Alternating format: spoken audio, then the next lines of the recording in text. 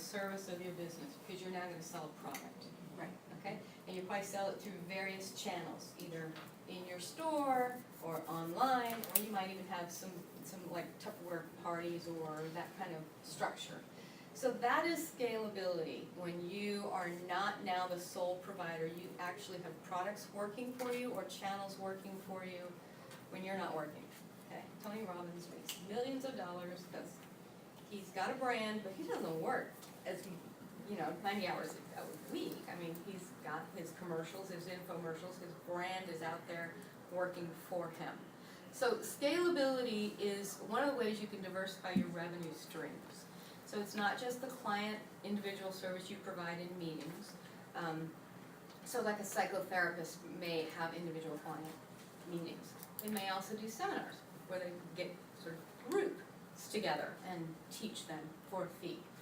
They might have books that they've published. They might also have meditation tapes or workshops. These are all different revenue streams that can help you build your business.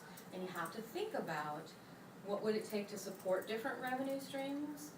How could you grow those revenue streams? How can you kind of deliver two things at once? And that will help you get a different look at your business.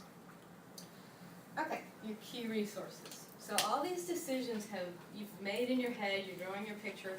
What's it gonna take? Are you gonna need partners? Are you gonna need money? Are you gonna need a storefront? Are you gonna need equipment? Are you gonna need staff?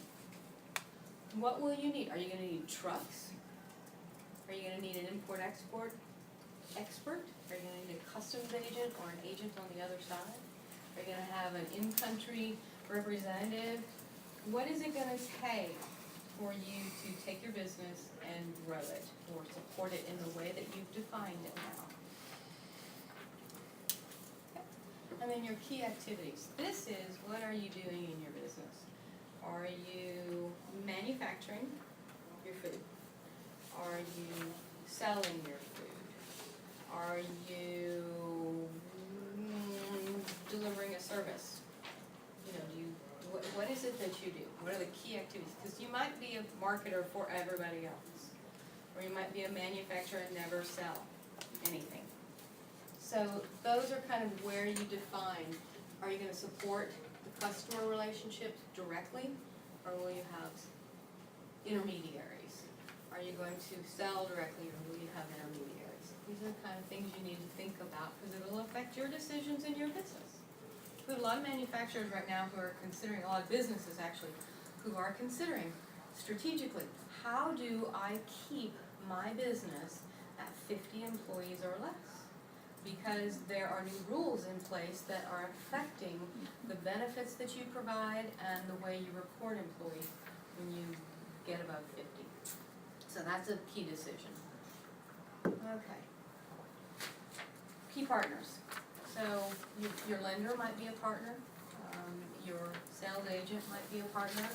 If you are a technology company and you're a small technology company, you might have a larger business that is a strategic alliance for you, that is part of your ecosystem, if you will.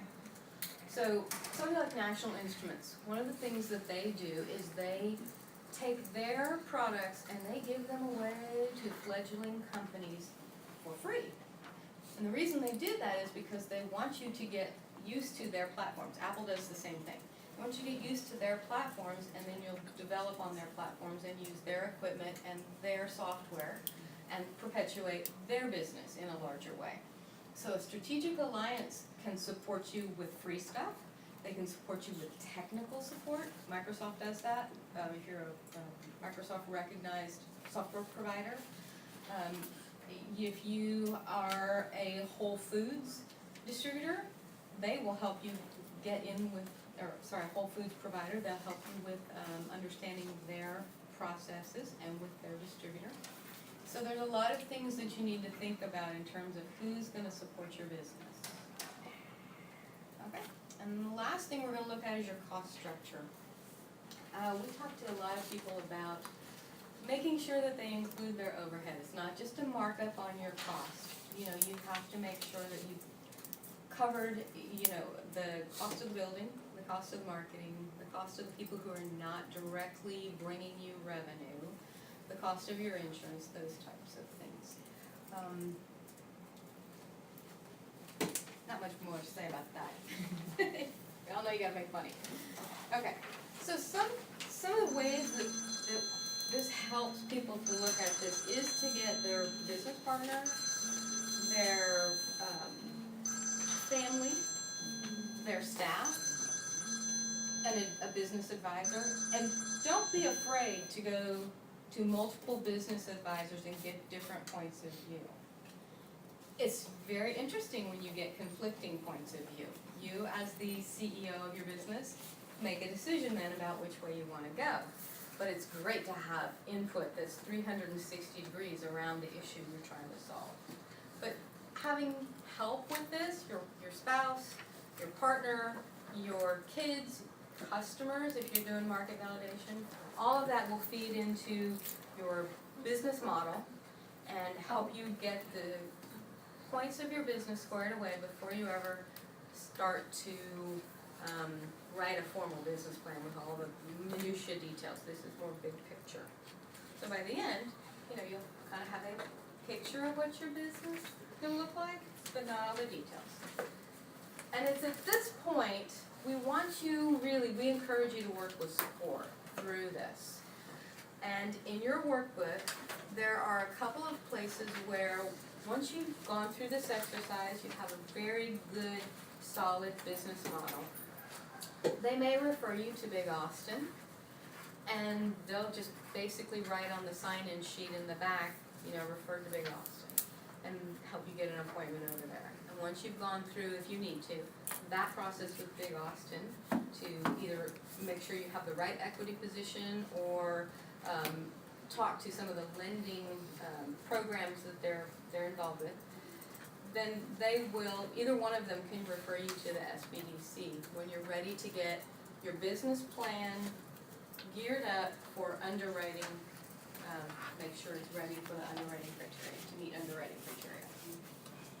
Okay, and that's it. Again, pretty.